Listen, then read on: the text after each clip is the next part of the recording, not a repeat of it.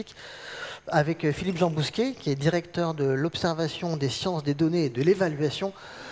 Beau titre, à l'Institut national du cancer. Je t'en prie.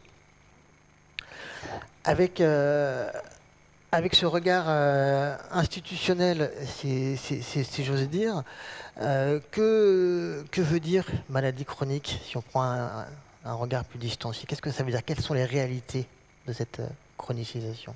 Oui, bonjour à tous. Pour débuter, un point qui m'a un petit peu surpris au départ, parce qu'on m'a dit il va falloir que tu présentes et que tu parles de la chronicité dans le cadre du cancer. Et c'est vrai qu'on s'est dit, ça fait quand même un petit peu un pied de nez à ce que fait l'Institut national du cancer, parce que notre objectif au niveau de l'INCa, c'est de faire que, il n'y ait pas de cancer, c'est la première des choses. Et puis si jamais il y a un cancer, faire que le cancer soit guéri le plus rapidement possible, sans séquelles, sans complications, sans récidive, sans suivi, quoi. Le fait de dire, on revient le plus rapidement à la vie normale. Et on oublie cet événement qui est passé. Et c'est vrai que quand on nous dit présenter quelque chose qui est sur la chronicité, on se dit, ben, c'est un petit peu l'inverse que nous on essaye de faire, c'est de dire qu'on veut que le cancer soit une maladie aiguë, on la traite, c'est fini, et puis voilà. Alors après, évidemment, quand on se met dans le contexte et qu'on parle d'hémopathie, qu'on parle de lymphome, qu'on parle de pathologies comme ça, on comprend bien que le sens n'est pas exactement le même. Mais c'est vrai que pour nous, c'est déjà un point important de se dire, bon, comment faire pour ne plus parler du cancer, de parler de la vie, de ce qui se passe après. Et d'ailleurs, dans la journée, vous allez parler de l'assurabilité, du retour à l'emploi, de choses comme ça. Et c'est extrêmement important, parce que c'est nous, ce qui nous intéresse, c'est la vie après le cancer. Donc voilà, c'est un petit peu ça le contexte, et je fais exprès d'en parler parce que c'était quand même un petit peu, pour nous, un petit peu un pied de nez au départ de dire, tiens, on va parler de chronique sur un truc où on dit qu'on veut que ce soit aigu et qu'on l'oublie. Après, le sens chronique, on l'entend bien, et il y a beaucoup de définitions et de cas différents dans le mot chronique.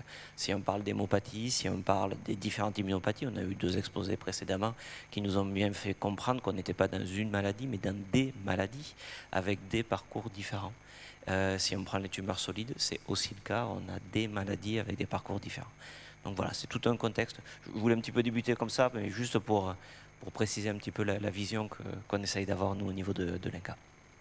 Et donc, comment vous définissez le mot chronique, chronicisation? Alors, le mot chronique, alors, si on regarde la définition en soi, c'est une pathologie qui dure, qui évolue et qui normalement n'évolue pas, enfin, s'aggrave avec le temps. Ou alors c'est quelque chose qui dure longtemps dans le temps. Bon, voilà, ça c'est la définition si vous prenez un dictionnaire, si vous regardez dans les documents médicaux, le mot chronique. Nous, au niveau de l'INCa, on essaye de dire le chronique, c'est un événement, c'est un passage qui va prendre un certain temps. Et c'est après d'essayer de se dire comment on fait pour sortir du chronique. Donc j'aurais tendance à dire, on va essayer de voir comment faire pour aller au-delà de ce qui est chronique et de dire ce n'est plus chronique, ça a changé. Alors ça veut dire qu'il y a des suivis, par exemple, mais ça a bien été dit. Maintenant, y compris dans un certain nombre d'hémopathies, on essaye de faire que le suivi s'arrête en disant on ne va pas revoir la personne tous les mois, tous les 2 mois, tous les 3 mois. On peut pas se passer au-delà. Et c'est aussi ça fait partie de cette définition de se dire, de changer d'état, d'aller différemment et de reprendre cette notion de vie. Alors c'est pas une définition stricte, c'est pas une définition qu'on va écrire de façon très précise, mais c'est tout l'espoir qu'on met derrière qui pour nous est important. C'est-à-dire voilà tout ce que ça veut dire. Est-ce qu'on peut faire un parallèle plus ou moins audacieux avec le terme de rémission, quand on dit que la rémission est aussi une étape vers la guérison? Est-ce qu'il y a un parallèle qu'on peut faire? Effectivement, c'est le fait de dire il y a une rémission.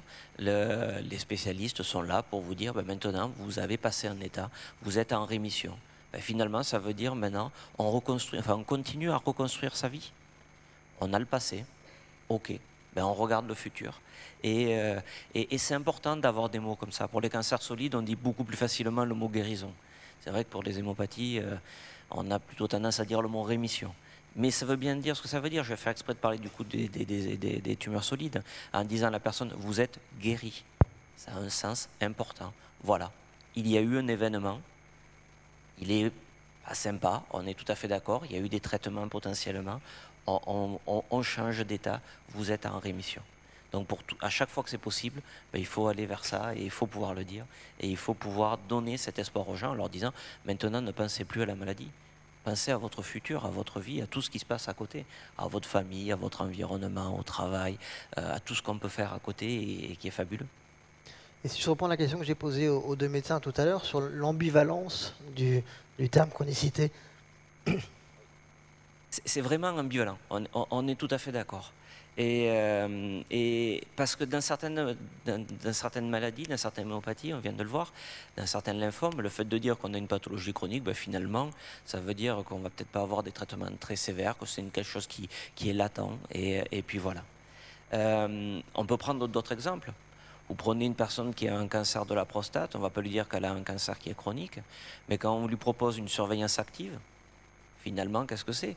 C'est de dire à la personne, je ne te traite pas, on sait qu'il y a cette pathologie, on attend. Et peut-être qu'on ne te donnera jamais de traitement, parce que, ben voilà, ce ne sera pas nécessaire. Et donc on voit ça. Il y a une autre définition aussi dans le côté chronique. Si je prends une personne qui a un cancer du sein et à qui on va donner une hormonothérapie, pendant 5 ans, on va lui donner un traitement. Donc elle va dire, j'ai un traitement pendant 5 ans. Mais finalement, ce traitement, il n'est pas donné pour traiter la maladie initiale. Il est fait pour éviter les récidives, éviter qu'il y ait une resurvenue de la maladie. Donc là aussi, on a une autre définition du côté chronique, parce qu'avoir un traitement à prendre régulièrement pendant 5 ans, c'est long. Mais on est sur encore une autre définition. Donc on voit bien qu'en fait que ce mot intègre énormément de situations différentes. Et il y a un autre mot qui est le mot séquelle.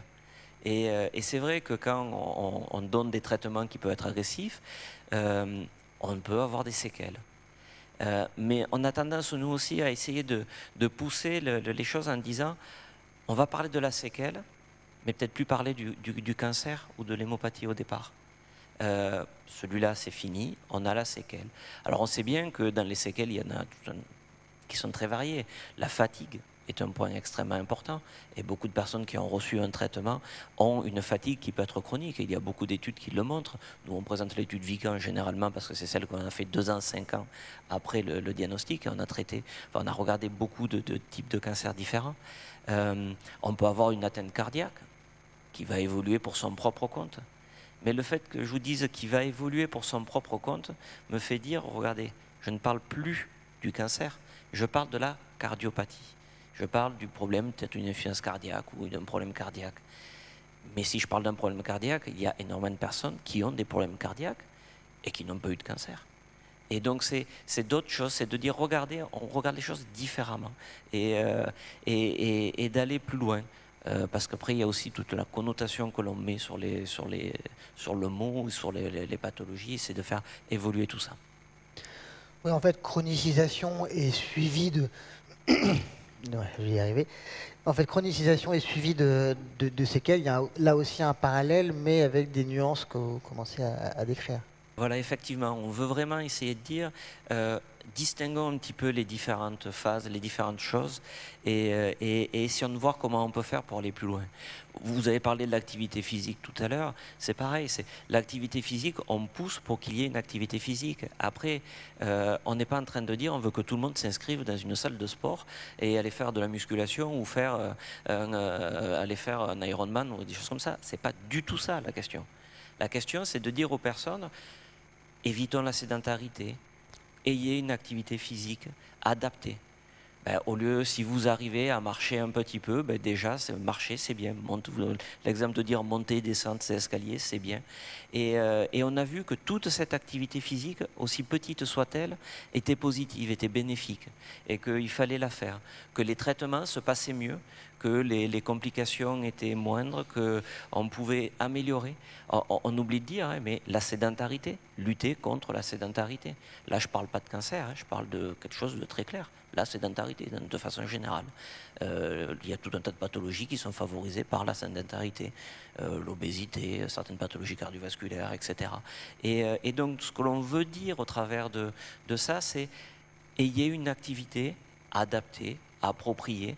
Peut-être que le premier jour, vous ferez que le tour de la maison, voilà, ou le tour vous irez au bout de la rue, vous reviendrez, et puis voilà.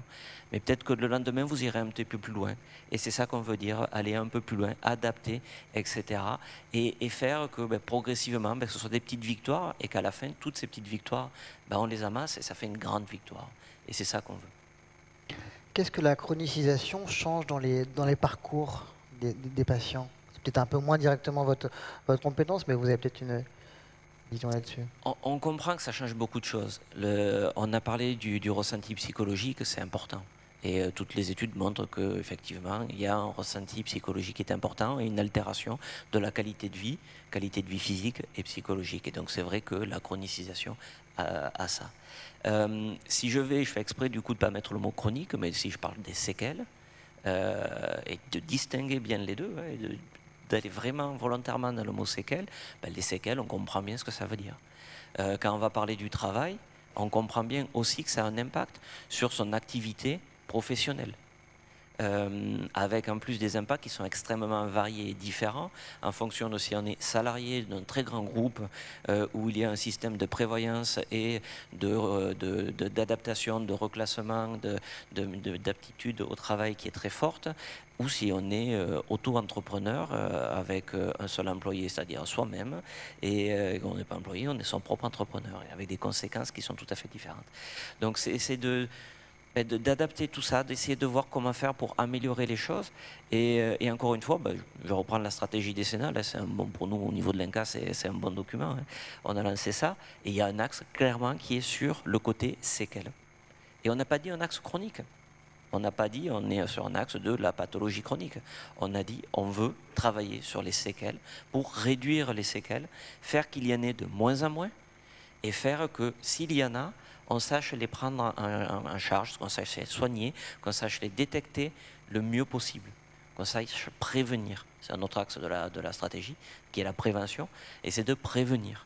Quand on parle d'activité physique, c'est de la prévention primaire, éviter la survenue d'une maladie, c'est de la prévention tertiaire, c'est d'éviter que quand on a eu la maladie, ça s'aggrave, et au contraire, aller mieux.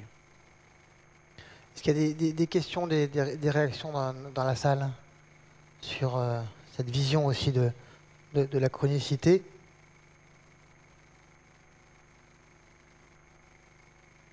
Pas de questions, pas de réaction. Si. Ah, il y en a une question arrive. C'est une question qui est posée en ligne. Vous savez qu'on a plusieurs dizaines de personnes qui sont sur la ligne YouTube et qui suivent en direct nos débats. Et il y a une question qui a été posée, mais qui s'adresse plus un petit peu aux médecins qu'on a eu tout à l'heure. Je suis désolée, il y a un relais à assurer qui n'est pas forcément facile. Alors la question posée, plutôt pour le docteur Morel et le docteur Fruchard. Alors, je vous la livre telle qu'elle a été écrite sur le site. Mon oncologue m'a dit qu'au stade de mon lymphome, qui est un lymphome indolent sous surveillance, la fatigue que je ressens n'est pas due à la maladie. Qu'en pensez-vous? Est-ce qu'elle est due au stress? Est-ce qu'elle peut être due à autre chose? Ou est-ce qu'elle peut être due à la maladie? Oui, la fatigue. La fatigue, c'est vraiment un symptôme universel, en fait, effectivement, et c'est toute la difficulté, puisque pour les lymphomes indolents, on a des critères de mise en route du traitement. Il n'y a pas lieu de mettre en route lorsqu'ils sont absents, parce que ça a été démontré que ça ne modifiait pas l'évolution dans cette situation-là. Inversement, quand il y a le critère, là, il faut mettre en route le traitement, et la fatigue est un critère. Et effectivement, ça peut être toujours assez difficile de bien voir. Ça, c'est un travail médical, essayer de faire la part entre une fatigue d'une raison X ou une fatigue liée à la maladie. Alors, dans la maladie de Waldenström, notamment, on a une complication qui est ce qu'on appelle l'hyperviscosité, et qui peut se manifester par une fatigue et qui peut être isolée alors que le syndrome est assez sévère. Donc on est assez souvent confronté à essayer de faire la part, et effectivement, ça m'est arrivé d'avoir une patiente qui venait avec une fatigue et une maladie qui avait l'air d'évoluer, mais en fait, elle avait une apnée du sommeil. Ça peut être quelque chose de complètement différent. C'est très... Ça, alors là, il faut vraiment prendre le temps d'examiner tous les éléments pour voir cette fatigue est-elle ou non liée à la maladie. Désolé de ne pas faire une réponse plus précise, c'est vraiment chaque cas est particulier. Mais, merci, docteur. Une question au fond. C'est plus une remarque pour faire suite à ce que vient de dire le docteur Morel. C'est que, notamment Monsieur Morel, pour le coup, m'a orienté plusieurs patients, parce que quand on parle de fatigue, il y a aussi souvent une grande part psychologique à cette fatigue. Et donc, c'est aussi parfois le travail du psychologue de faire un peu la part des choses entre est-ce que ça peut être une fatigue psychologique liée à l'annonce de la maladie, à l'adaptation qui n'est pas facile, ou est-ce que effectivement ça peut être une fatigue dans le cadre des lymphomes indolents justement qui va nécessiter la mise en route du traitement. Donc j'anticipe peut-être un peu sur la table ronde suivante, mais ça fait partie de l'articulation entre les différents professionnels aussi, ce genre de symptômes. Peut-être aussi, vous relancez la question à vous, l'activité physique. Comment à l'INCa, vous accompagnez, vous développez l'activité physique dans le fameux panier de soins de support? Alors justement, ça a été toute une question. La première des choses, ça a été de dire, est-ce que l'activité physique, c'est important ou pas? Ça a été la première des questions qu'on s'est posées il y a quelques années, mais il fallait déjà répondre à cette question-là. On a clairement vu, oui, ça a un impact positif. Et donc, du coup, on a émis des recommandations, on a dit oui, il faut qu'il y ait une activité physique. Une fois qu'on a eu dit ça, la question s'est posée, mais comment est-ce qu'on va faire pour proposer cette activité physique? Et là, il y a eu de la bonne volonté de toutes parts, y compris des salles de sport qui sont venues nous dire, mais attendez, nous, on n'a pas de problème, on a des coachs sportifs, ils vont vous dire comment on fait une activité physique. Et là, on a dit, attendez, on se trompe peut-être de cible, c'est pas ça qu'on est en train de dire. Ça a bien été souligné tout à l'heure. On n'est pas en train de demander à la personne de devenir un hyper sportif et de faire des choses qu'elle ne faisait pas du tout avant même qu'on lui dise qu'elle ait une maladie. C'est au contraire lutter progressivement contre la sédentarité. Et donc, comment on lutte? C'est en diffusant, en faisant la promotion d'un certain nombre d'actions, en finançant des recherches pour dire, regardez, on montre que ça marche, en discutant avec l'ensemble des acteurs. Quand il y a eu un exemple sur un CLCC, un centre de lutte contre le cancer, mais c'est avec les hôpitaux, avec l'ensemble des acteurs, en montrant, en disant aux gens que c'est important, que ça existe. Tout à l'heure, on nous a présenté deux chiffres en nous disant il y a quelques années c'est 9%, maintenant c'est 19% l'activité physique qui est proposée. On peut le voir de deux façons. On peut le voir en disant 19%, franchement c'est pas énorme, hein. C'est pas beaucoup, franchement on n'a pas beaucoup prescrit ça. On peut dire aussi il y a plus de 10%. On a doublé la capacité à dire à un moment donné, un peu de temps, on ne faisait pas, on commence à dire qu'il faut faire. À la fin, je dirais que ce n'est pas tellement le nombre de prescriptions qui est important. Ce qui est important, c'est que tout le monde comprenne qu'avoir une activité physique adaptée à sa situation, adaptée à soi, c'est important et il faut le faire.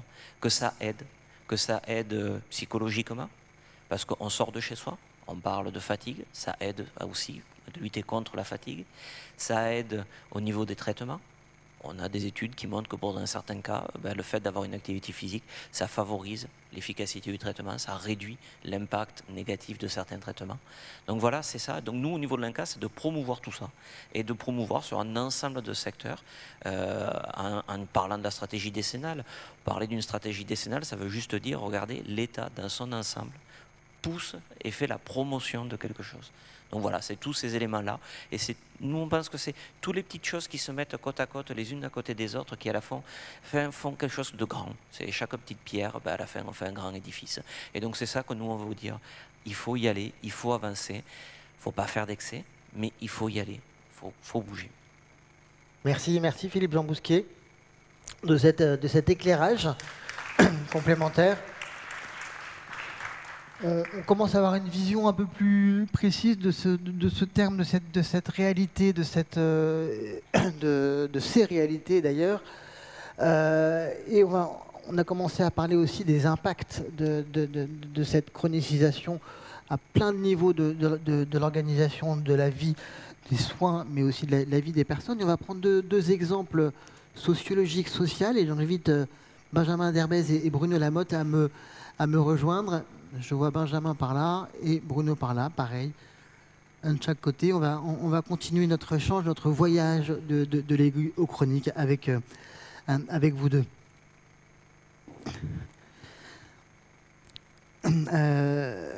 Benjamin Derbez, vous êtes sociologue et vous avez justement mené des recherches sur ce sujet. Je vous laisse la petite zapette si vous avez quelques petits slides de présentation, le gros bouton vert pour avancer, le petit bouton rouge pour reculer si vous allez trop vite. Parfait, merci. Bonjour à toutes et à tous et merci donc pour l'invitation à parler de chronicisation, de maladies chroniques ce matin à partir de mes travaux. Donc quand Damien m'a demandé d'intervenir sur ce sujet, je me suis posé la question de savoir comment la question de la chronicisation était apparue dans les recherches que j'ai conduites, donc recherches sociologiques, et il m'a semblé, donc si je...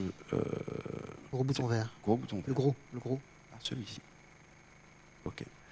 Merci. Donc voilà, j'ai identifié en fait 2 temps, mais qui vont... Ça ne va pas vous étonner, ça recoupe assez largement ce qui a été dit précédemment. Un temps dans une enquête que j'ai menée sur... Alors, c'est pas dans le cadre de cancers hématologiques, mais c'est sur des cancers solides que j'ai travaillé, puisque j'ai travaillé sur le parcours de patients qui ont été inclus en essais cliniques, donc ça remonte déjà à quelques années, avec des observations que j'ai menées au long cours dans 2 services de recherche, et puis au moyen d'entretiens que j'ai menés avec des malades et puis des professionnels qui donc mettent en œuvre des essais cliniques en oncologie médicale. Et plus récemment, cette notion de chronicité, elle est aussi apparue, elle apparaît très fortement dans une recherche que je conduis, qui est toujours en cours, sur l'accès à la parentalité après un cancer, voilà, où on fait des entretiens avec des personnes ayant été malades du cancer avant de devenir parents. Et on a une trentaine d'entretiens déjà réalisés. Et on accueille toujours volontiers des volontaires pour nous parler de leur expérience quand ça les concerne. Alors je reviens sur l'aiguë chronique dans les traitements, c'est le premier temps. Donc voilà, j'en ai traité dans cet ouvrage qui s'intitule « Devenir sujet de recherche », où je m'interroge sur la question de savoir comment on devient sujet de recherche quand on est malade du cancer, comment l'essai clinique se présente dans les parcours thérapeutiques de certains malades, avec un focus sur les essais cliniques de phase qu'on dit précoce, plutôt les phases 1 et 2, donc des enjeux assez complexes de prise de risque et puis d'incertitude thérapeutique assez grande. Et les hypothèses que j'ai faites, c'est que ni la situation médicale critique pour certains patients qui sont dans des cancers avancés, dans des situations d'impasse thérapeutique, ni ces situations médicales extrêmement délicates, ni d'un autre côté simplement l'information qui leur est donnée avant qu'ils délivrent leur consentement, ne sont finalement des conditions suffisantes. C'est probablement des conditions nécessaires, évidemment, mais elles ne sont pas forcément suffisantes pour expliquer ou pour légitimer la participation des malades à la recherche. C'est ce que j'ai montré au cours, en interrogeant, en suivant des malades, en interrogeant des malades inclus dans ces essais cliniques. J'ai montré, alors entre autres, mais bon, je vous renvoie au livre si le sujet vous intéresse. J'ai montré qu'il y a des rapports de confiance évidemment qui se lient, qui se nouent entre les professionnels, les patients. Il y a des notions d'espoir qui circulent entre les acteurs de cette situation sociale qu'est l'essai clinique. Et puis il y a aussi la dimension de compréhension de la chronicité. On l'a évoqué tout à l'heure, les médecins qui étaient interrogés tout à l'heure en ont parlé. Il y a dans les cancers solides aussi des phases où on va passer progressivement d'une perspective qui est une perspective curative, entre guillemets, où c'est la guérison qui est l'objectif. On veut éliminer la maladie. Et puis, au bout de plusieurs traitements, parfois, on passe dans une phase qui est plutôt chronique, où parfois, j'ai entendu des expressions de soins palliatifs, de phase palliative sans soins palliatifs. Donc, c'est des phases un peu étonnantes comme ça, où on est dans la chronicisation de la maladie, avec des tournants, ce que j'appelais des tournants thérapeutiques assez délicats parfois. on l'a évoqué ce matin, des patients qui doivent se mettre dans la perspective de on vous guérira pas. Bon, j'ai quantité d'exemples en tête où des patients sont amenés à faire ce tournant. Et dans les consultations, très souvent, ce que j'ai noté, puisque j'ai suivi aussi des consultations dans ce cadre-là, il y a des analogies qui sont faites, on l'a évoqué tout à l'heure, pour faire comprendre l'idée de pathologie chronique à des malades du cancer, et en leur disant maintenant, l'objectif des traitements, ça va être de vous prolonger le plus longtemps possible. Eh bien, il y a très souvent des analogies qui sont faites avec le diabète, le sida aussi, la sclérose en plaques, toutes sortes de maladies qui sont plus connues en réalité que le cancer, déjà comme étant des maladies chroniques. Et voilà, je vous ai simplement mis un tout petit exemple d'une patiente en entretien qui me dit, voilà, je sais qu'on ne me guérira pas. C'est une patiente qui avait eu un choc quand on lui avait dit ça. Il y avait un interne qui lui avait dit, mais quand est-ce qu'on me guérira? Il lui a dit, non, mais on ne vous guérira pas. Vous n'êtes plus dans la guérison, vous êtes dans la survie. Et elle avait été vraiment très très choquée par cette phrase. Et quand je fais l'entretien, c'est plusieurs mois après, et on voit qu'elle a intégré cette notion de chronicité, puisqu'elle me dit, je sais qu'on ne me guérira pas, j'ai dû l'accepter. C'est comme les traitements du sida ou de la sclérose en plaques, on peut vivre avec. Et voilà. C'était une personne qui avait un cancer de vessie. Voilà. Alors, la deuxième recherche que je conduis, donc c'est des recherches qui sont financées, qui ont été toutes les deux financées par l'Institut national du cancer dans le cadre des financements de projets libres en sciences humaines et sociales, que je mène actuellement. C'est plutôt sur la phase après-cancer, donc la phase post-cancer. Alors, ça a été évoqué aussi précédemment. Donc une recherche en cours qui est sur le cancer, la parentalité et la famille. Puisque, voilà, c'est typique, tout à l'heure on a parlé de l'assurantialité, de l'accès au crédit, du retour au travail, comme voilà, des éléments du retour à la vie normale, entre guillemets. Qu'est-ce que c'est que la vie normale après un cancer? La parentalité, c'est un peu un point aveugle qui n'a pas encore été vraiment investigué. Et on s'est posé la question de savoir, dans le cadre de cette recherche, en quoi cet accès à la parentalité peut-il constituer, alors il y a une petite erreur dans ma slide, voilà, excusez-moi pour la faute, constitue un élément problématique du retour, ce qu'on appelle un retour à la vie normale après un cancer. En quoi c'est pas forcément évident? Et en quoi ça correspond pas forcément? Vous voyez, je vous ai mis une petite illustration pour... vous connaissez probablement les personnes, enfin peut-être pas du tout, les personnes qui sont... Donc il y a un nageur là, un ancien nageur qui a été champion du monde, champion olympique, Camille Lacour, qui a fait la une de pas mal de presse avec sa femme, qui est une ancienne mannequin, je crois, et qui a eu un cancer du sein. Alice Tollenaer, ou quelque chose comme ça. Et donc voilà, leur enfant, et donc, qui est né après son cancer, et qu'elle présente vraiment comme aussi... Donc, comme un moyen pour elle de passer à quelque chose d'autre après cette maladie. C'est un peu l'image d'Épinal de la famille complètement heureuse, etc. Dans la réalité, quand on interroge les personnes qui ont été malades, alors on a interrogé aussi donc, des personnes qui ont eu des lymphomes, des maladies hématologiques, c'est plus compliqué. Et on s'est demandé aussi justement si on pouvait parler d'anciennes malades, puisqu'au départ on utilisait ce terme assez mécaniquement, et on s'est rendu compte que parler d'anciennes malades, c'était faire un peu voilà, ce que proposait Linka tout à l'heure, c'est faire oublier, faire une croix. En réalité, les personnes qui nous parlent d'une expérience qui est marquée définitivement d'une certaine manière par la maladie, à la fois physiquement, donc on a parlé des séquelles, mais aussi psychologiquement, il y a des séquelles psychologiques, et également socialement. Et nous, c'est ça qui nous intéressait davantage. Et voilà, alors c'est une recherche en cours, donc c'est des résultats préliminaires, on n'a pas encore complètement terminé d'analyser les choses, mais il y a un certain nombre de points qui font difficulté dans cette phase et qui rappellent finalement, quand on veut devenir parent, qui rappellent qu'on a été malade, et qui fait que c'est difficile d'oublier. Pour faire couple, c'est difficile. Alors, parfois, voilà, je vous ai donné un exemple d'une personne qui me dit quand ils m'ont dit que je pouvais avoir un enfant, les médecins, c'est à ce moment-là j'étais contente et mon copain de l'époque m'a quitté.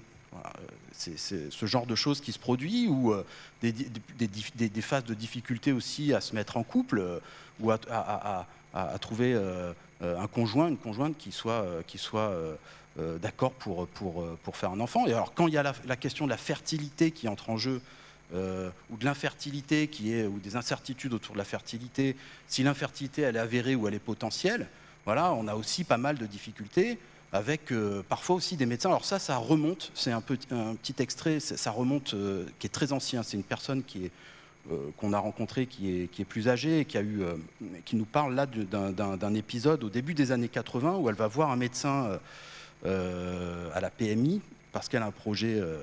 Elle a un projet parental et il y a la médecin de la PMI qui dit « Mais on ne vous a pas dit, mademoiselle, vous n'aurez jamais d'enfant avec le traitement que vous avez eu, ou alors vous aurez un enfant qui ne sera pas normal. » Et elle était effondrée.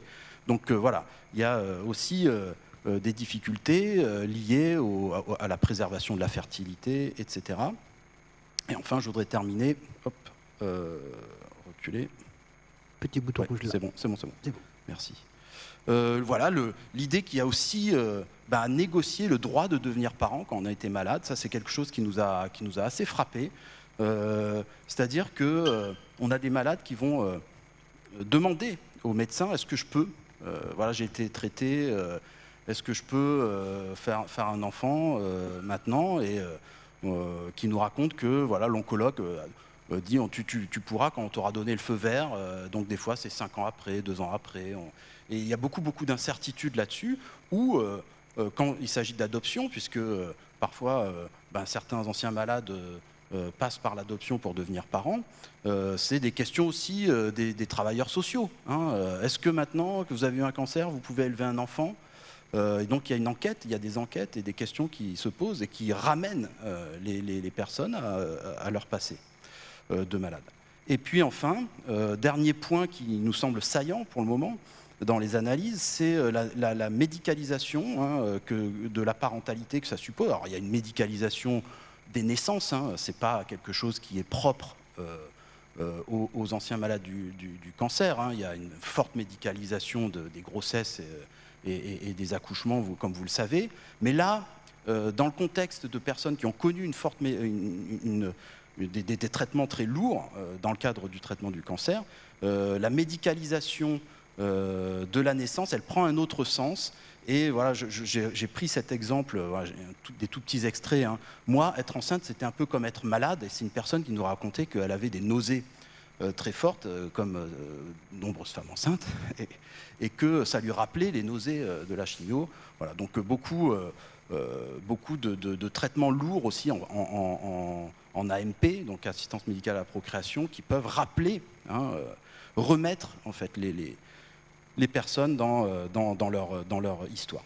Donc pour conclure, voilà, très rapidement, je dirais que du point de vue sociologique, la chronicité, évidemment, elle a des aspects biologiques, on en a parlé tout à l'heure, il y a des aspects évidemment psychologiques aussi, avec cette fameuse épée de Damoclès que tu évoquais, Damien, et puis aussi il y a des aspects sociaux dans la mesure où les structures sociales et certaines pratiques sociales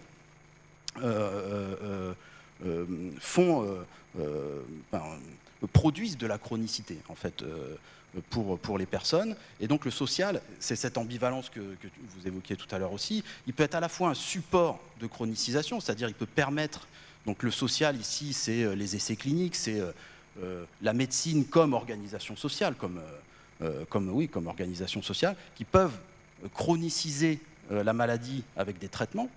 Et puis c'est ce qui apparaît plus dans la seconde recherche que je mène, c'est aussi un vecteur de catégorisation, d'enfermement d'une certaine manière des malades dans leur passé, et ça c'est un peu problématique pour certains.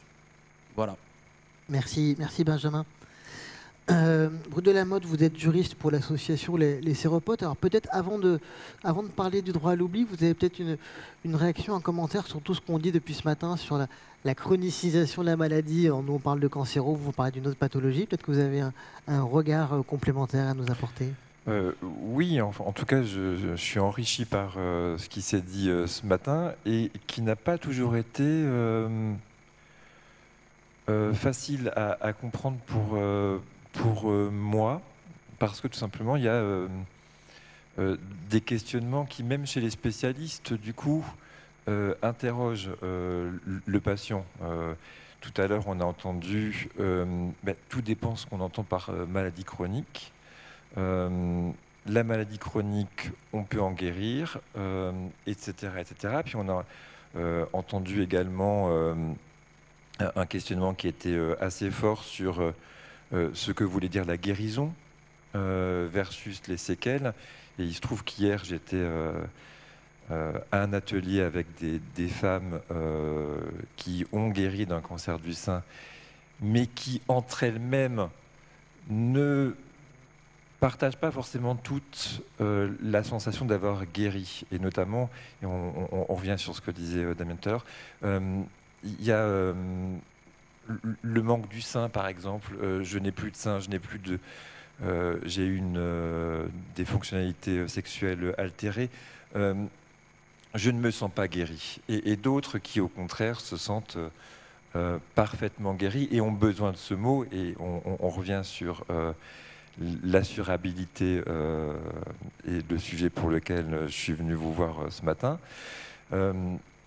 Ce mot « guéri » est extrêmement important pour rebondir dans ce qu'on appelle des projets de vie entre guillemets normaux. Je n'aime pas ce terme, mais c'est celui qui est utilisé. Effectivement, se projeter dans l'après, voire même dans autre chose. Oublier le cancer, j'en suis pas sûr, effectivement, mais en tout cas, reconstruire quelque chose, reconstruire une vie après le cancer, c'est possible. Et le sujet qui m'a été soumis, c'est le droit à l'oubli, l'emprunt, quoi de neuf.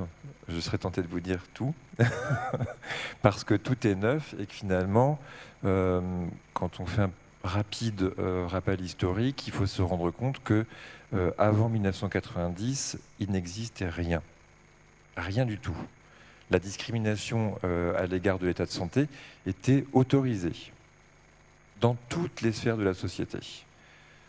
En 90, le législateur a fini par tenir compte d'un mouvement, un mouvement associatif qui visait à dire que la discrimination à l'égard de l'état de santé avait un impact sur l'état de santé. Et que donc, du coup, il fallait y mettre un terme et le législateur a interdit dans le code pénal, sous peine de sanction pénale pour le coup, la discrimination à l'égard de l'état de santé. Mais pas en matière d'assurance, décès, invalidité, parce que, bon, quand même, il ne faut pas ruiner un secteur qui est en grande difficulté, on le sait, toutes et tous. Et il se trouve que certaines associations de personnes vivant avec le VIH, on n'appelait pas ça encore personnes vivant avec le VIH, on disait séropositives, n'étaient pas tout à fait contentes. Donc du coup, elles sont allées dans un congrès d'assureurs et ont déversé les cendres de leur président qui venait de mourir sur le déjeuner. Bon.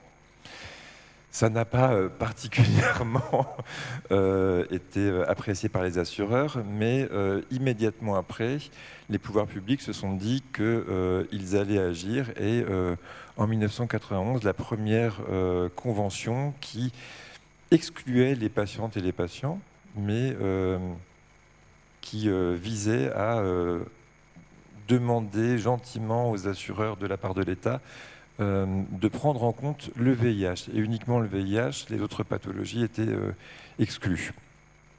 Cette convention n'a pas fonctionné, bizarrement. Les patients en étant exclus, aucun mécanisme d'évaluation n'étant prévu, la convention n'a pas fonctionné. Une deuxième convention a été envisagée en amenant cette fois-ci les associations de patientes et de patients. C'est ce qu'on a appelé la convention Bélorgey en 2001. après 2 ans de travaux quand même, hein, parce que il fallait essayer de convaincre les assureurs que les malades étaient des alliés et n'étaient pas un coût. Cette convention, eh bien, elle n'a pas fonctionné non plus. Voilà. Je crois qu'en tout et pour tout, sur 10 ans, il y avait, je crois, de mémoire, 800 personnes qui en avaient bénéficié, ce qui est absolument ridicule. Le législateur, là encore, a repris la main et d'ailleurs a repris la main par la voix d'un ministre qui était un ancien assureur, Xavier Bertrand, et qui a dit que dorénavant, il y aurait un mécanisme qui serait garanti par la loi et qui imposerait des négociations entre les différentes parties. Ça aboutit à ce qu'on appelle la convention AERAS. Et à chaque fois, chacune de ces 3 périodes, les assureurs se sont dit non, on ne veut pas se faire dicter notre loi. Et donc, du coup, on signe un accord avant. 3 mois avant, 4 mois avant, 1 an avant. Et du coup, ça reste du mécanisme conventionnel. Donc, c'est un contrat que chacun peut négocier comme il l'entend, qui relève de la liberté, et évidemment avec un rapport de force qui n'est pas toujours égal, et un rapport de force entre banquiers et assureurs unis d'un côté, et puis ensuite un chapelet de petites associations démunies de moyens. Ça ne donne pas forcément toujours de bons résultats. Mais petit à petit, les associations de patientes et de patients ont avancé, y compris dans leur mûrissement de raisonnement et dans leur capacité de travail. Élément majeur, fracturant, le premier de cette après-convention AERAS, c'est l'invention d'un droit à l'oubli. Le droit à l'oubli, qu'est-ce que c'est ? On savait que ça existait. Le juriste que je suis savait qu'il existait quelques notions de droit à l'oubli, et notamment le droit à l'oubli numérique qui commence à émerger. Mais l'assureur ne connaissait pas le droit à l'oubli, évidemment.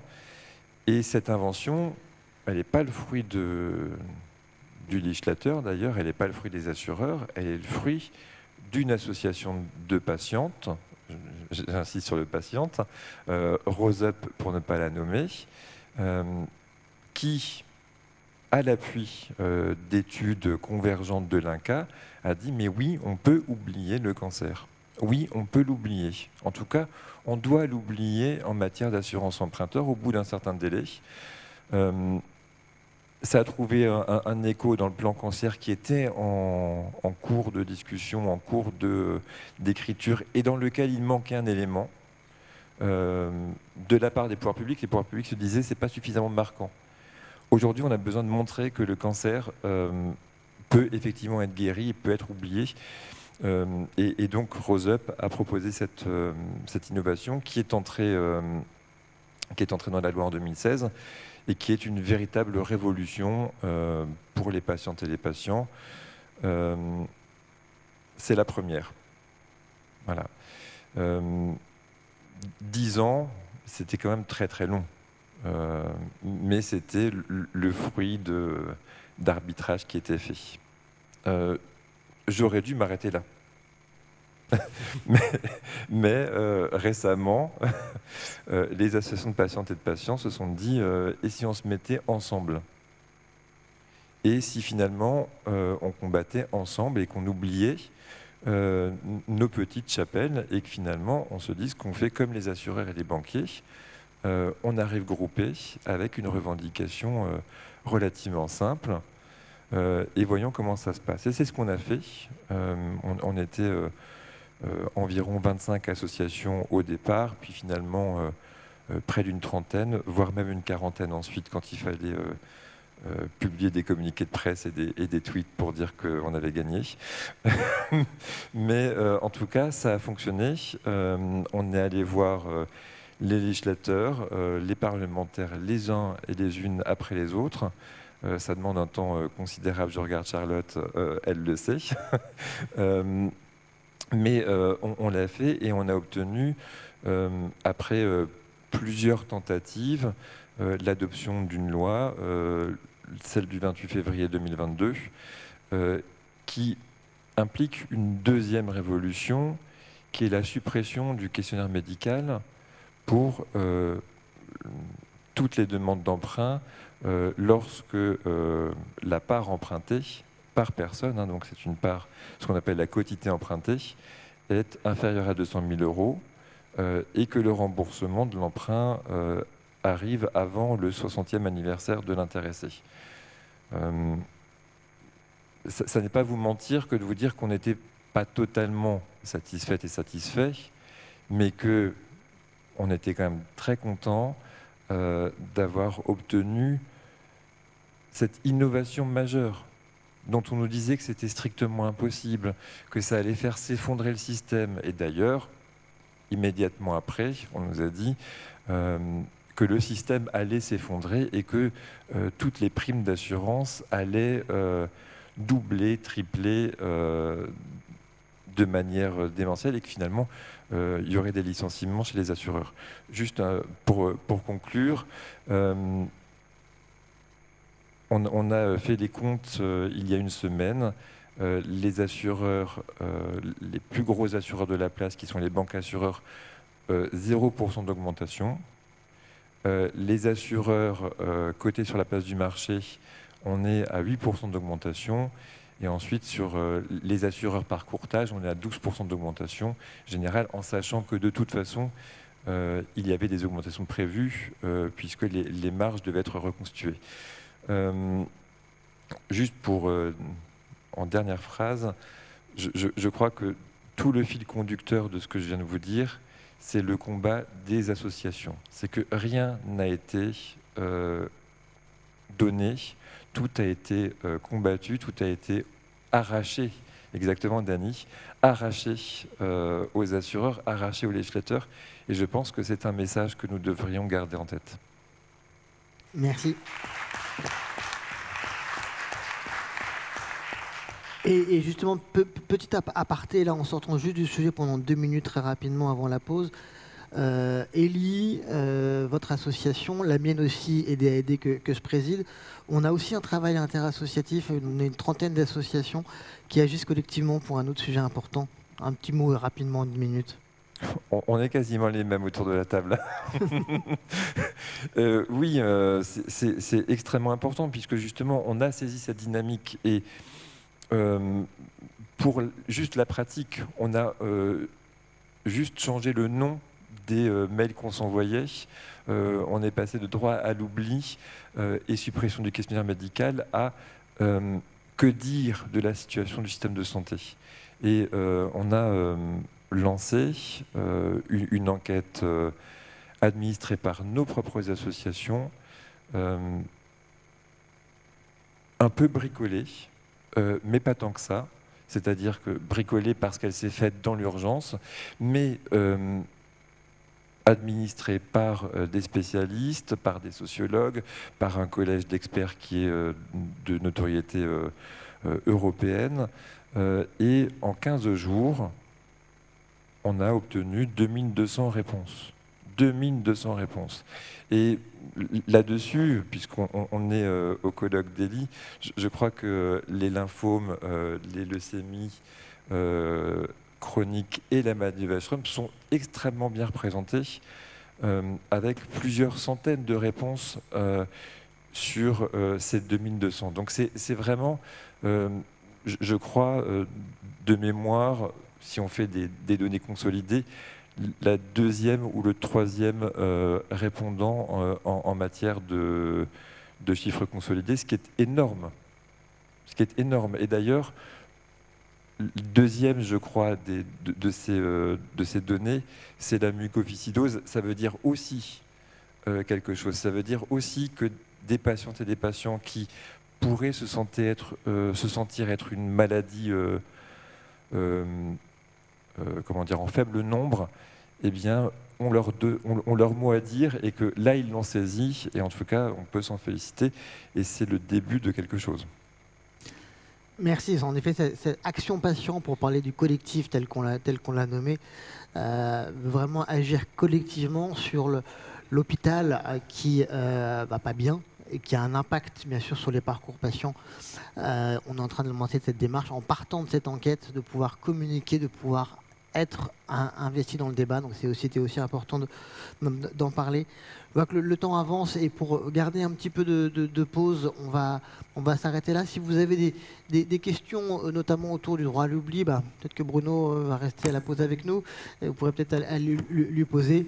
Et sur la version sociologique, je dirais juste à Benjamin, quand vous parliez de phase palliative sans soins palliatifs, je pense que ma femme, qui est palliatologue, devrait bondir en l'entendant. Mais qu'est-ce que c'est encore que ça? Voilà, je l'ai pas inventé. Oui, j'imagine bien. Merci beaucoup à tous les pardon, deux. juste un petit détail. Le sida, c'est une phase du virus de l'immunodéficience humaine et qui, pour le coup, elle est mortelle. Le VIH est une maladie chronique dont on se soigne très très bien, effectivement, et avec laquelle on vit très bien. Le sida, beaucoup moins. Merci. VIH, sida, en effet, bien, là aussi des terminologies importantes, parce que des réalités différentes, des perspectives importantes.